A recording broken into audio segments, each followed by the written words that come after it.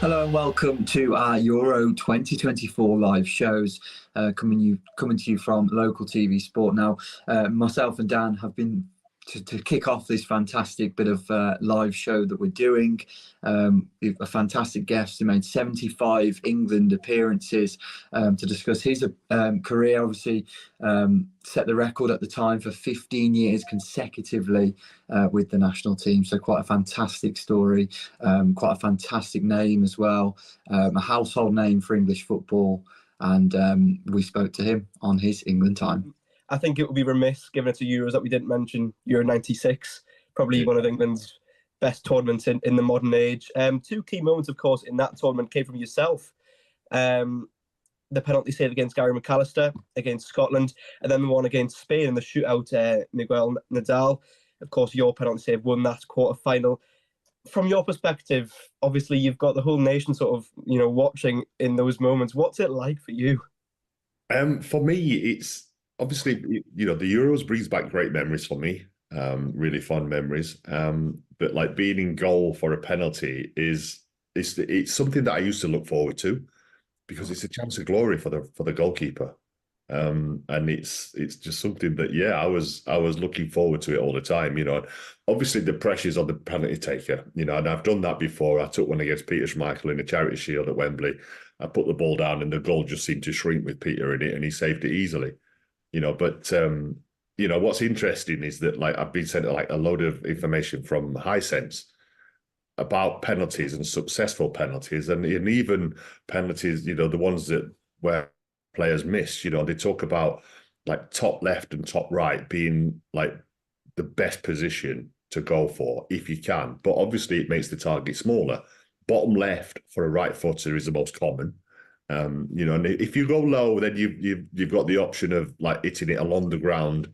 Obviously, not just bobbling it in, but you've got to hit it well. But it'll still, especially if the pitches are wet, it'll still zip in there. But I was really impressed with the data that Hisense sent through, and I was thinking to myself, well, do we need to really share this? Should we just send this straight to the England camp? In terms of your England time and well, whether that be England or a club level, if you were very successful throughout your career, is there anything that you would have done differently looking back, whether that be with England or at a club level? Yeah, I would have loved to have won something with England, and I was there at the start of the Football's Coming Home song, by Skinner and Baddiel, and I want to see it come home. I really do want to be there when we win a trophy, because that's going to be one hell of a party. I sampled it as a player. And then now I'm really sampling it as a fan, and I see what it means to everybody, and that's why I say I want to be there when we win something, because it's just going to be a great time. It's been a long time, obviously, and we've got so close recently, but it's just I want to be there when football comes home. You mentioned obviously you experience it as a fan now, but for those moments as a player, is that still the highest honour you've ever had in your career?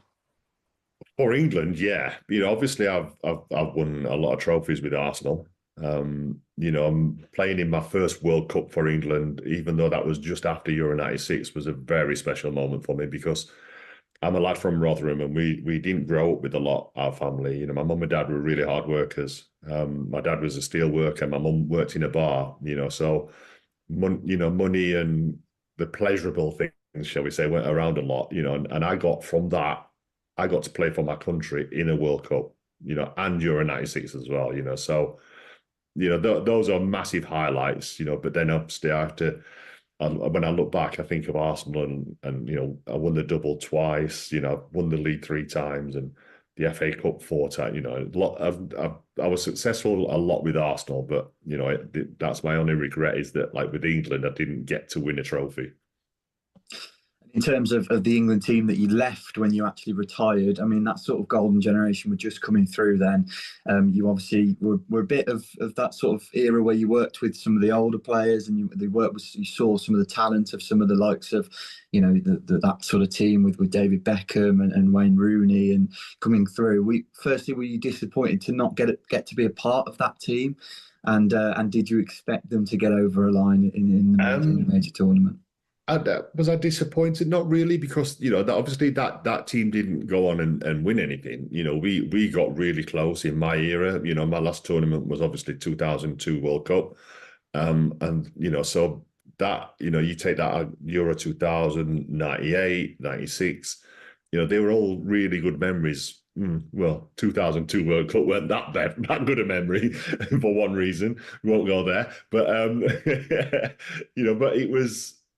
That was our time, and you can't go, it's like when I left Arsenal, the next year they went invincible, and, that team gets talked about a hell of a lot, but that team didn't win nowhere near as many trophies as what our team, my team did, so there's different eras, but yeah, it was a great time to be an England player. And, I was getting towards the end, 2002, I was 39.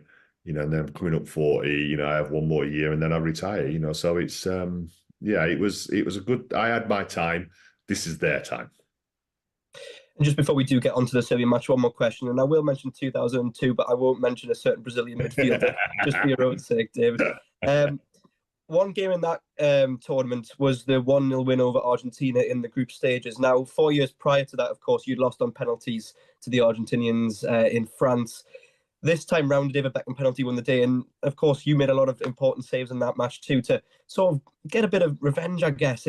Was that such a satisfying win given what had happened 4 years prior?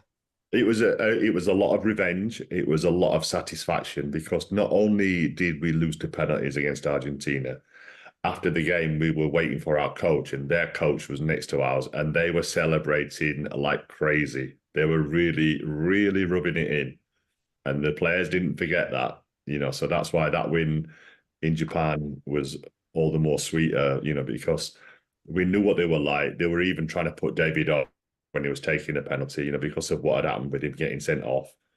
It was great revenge for not just losing on penalties, but for the way that they conducted themselves afterwards.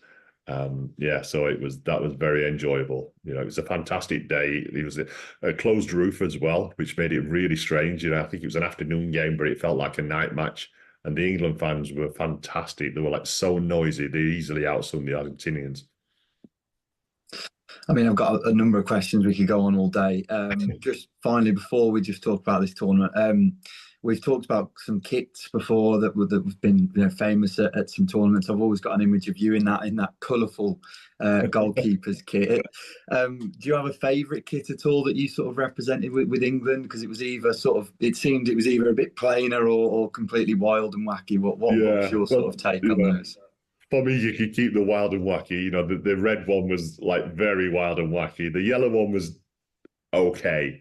My favourite one, I think, was the black one that I wore in 2002. With the red stripe on it. I really like that kit.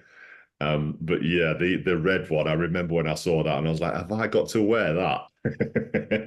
But it turned out to be like a really good seller. Because the kids loved the colours of it and everything. So they sold out on that one. But I think that the red one and the yellow one are the most memorable ones as dodgy looking kits. Even David James had to wear it in Soccer Aid at the weekend. And I remember Petitchet looking at him and going, "Wow, what is that kit?" And I was like, "Easy, Peter, I wore that, don't worry."